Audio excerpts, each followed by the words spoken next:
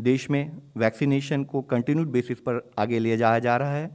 अब तक देश की अप्रॉक्सीमेटली 90% ऑफ एडल्ट पॉपुलेशन को हम कवर कर चुके हैं फर्स्ट डोज के द्वारा। 84.16 करोड़ डोजेज फर्स्ट डोज के रूप में दी जा चुकी हैं। 59.67 करोड़ डोजेज सेकेंड डोज के रूप में देते हुए देश के 63.5% ऑफ द एलिजिबल पॉपुलेशन को कवर करते हुए देश ने अब तक 143.83 करोड़ डोजेज टोटल एडमिनिस्टर की हैं। हमारे फील्ड लेवल जो वर्कर्स हैं उनके कंटिन्यूड एफर्ट्स के चलते हम लोग अब 68 लाख के करीब वैक्सीन डोजेज प्रति रोज एडमिनिस्टर कर रहे हैं।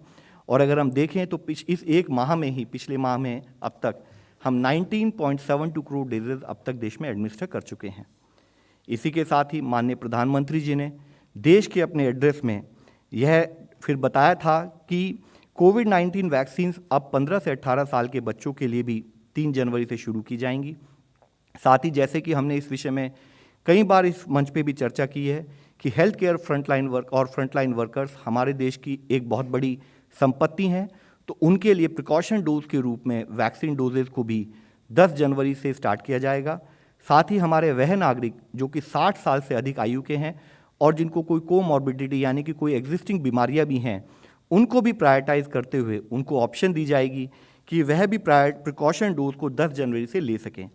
इसी के साथ ही देश में हमारी जो वैक्सीनेशन जो चिल्ड्रन प्रिकॉशन डोज जो हमारी शुरू होगी, वह इससे पहले जैसे मैंने बताया है उसके लिए रजिस्ट्रेशन और अपॉइंटमेंट प्रोसेस, सेल्फ रजिस्ट्रेशन जैसे कि इससे पहले अलाउड था, और फैसिलिटेटेड रजिस्ट्रेशन यानी कि आप जाकर साइट पर जाकर भी अपने आप को रजिस्टर कराकर उन डोजेज को लगवा सकते हैं, वह एक ऑपरेशनल गाइडलाइन उस पर कार्य चल रहा है।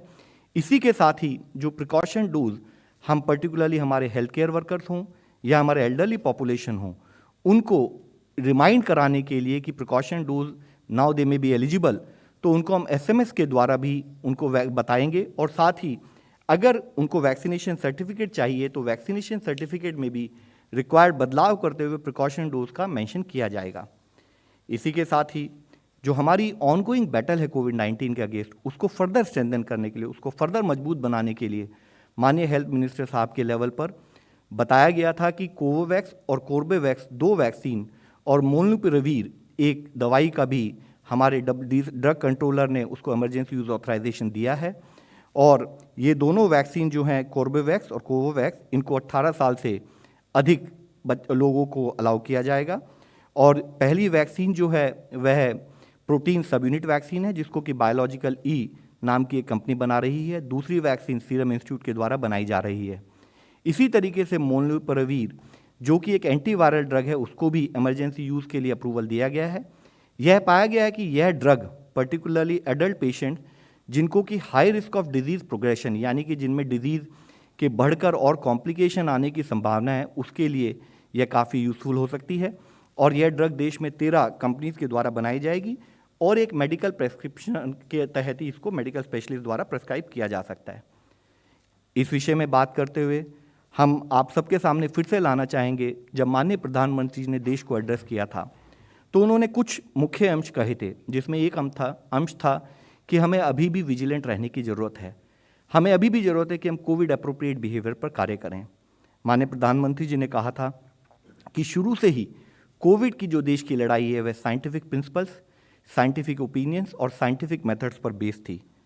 और हम लोगों ने कंटिन्यूअसली, देश के हर नागरिक ने, स्टेट्स ने, सब ने मिलकर इस लड़ाई को टायरलेसली शुरू से लड़ा है और हम अपने देश को बचाने के लिए रिक्वायर्ड कार्य कर रहे हैं। लेकिन उन्होंने जब इस बारे में बात कही थी तो उन्होंने ये भी कहा था कि जो ये एफर्ट हैं, जो देश में अब तक एफर्ट हुए हैं, ये एफर्ट प्रूफ हैं हमारे हेल्थ सिस्टम की, टीम डिलीवरी की, डेडिकेशन के, हमारे हेल्थ केयर वर्कर्स के एफर्ट के, और साथ में एक कॉमन मैन के ट्रस्ट के, जिसने साइंस के डिसिप्लिन को इस्तेमाल करते हुए देश की इस लड़ाई में हर समय अपना सहयोग दिया। लेकिन उन्होंने ये कहा था कि कोरोना की लड़ाई अभी भी ख़त्म नहीं हुई है। जैसे इससे पहले हमने डेटा के रूप में भी दिखाया कि पूरी दुनिया में कोरोना के केसेस अब काफ़ी अधिक संख्या में नोट हो रहे हैं। हर देश में एक बढ़ोतरी नोट की जा रही है और कुछ हद तक पिछले 3-4 दिनों से हमारे देश में भी कुछ संख्या में वृद्धि नोट की गई है। तो जैसे कि माननीय प्रधानमंत्री जी ने कहा था कि हमें विजिलेंट रहने की बहुत ज़रूरत है।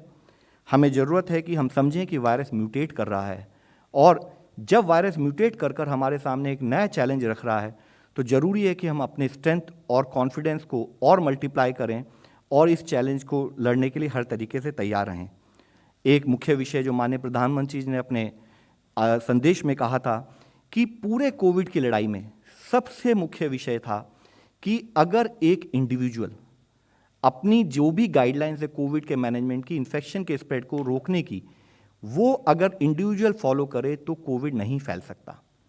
तो उसके लिए ज़रूरी है कि आज फिर हम आपके द्वारा सबसे अपील करना चाहेंगे, जहां एक स्थाई पर केसेस में कुछ बढ़ोतरी नोट की जा रही है, हम फिर से मिशन मोड में आएँ और ध्यान रखें कि हम कोविड के केसेस को अपने प्रांत में बढ़ने ना दें। और दूसरा विषय है कि जब भी हमें वैक्सीनेशन ड्यू, हम वैक्सीनेशन कराएं। उन्होंने यह भी कहा था कि जब हम 2022 को वेलकम कर रहे हैं, तब ज़रूरी है कि हमारे उस एंथुसियाज्म में, उस एन्जॉयमेंट में हमारे लिए केयरफुल रहने की भी ज़रूरत है।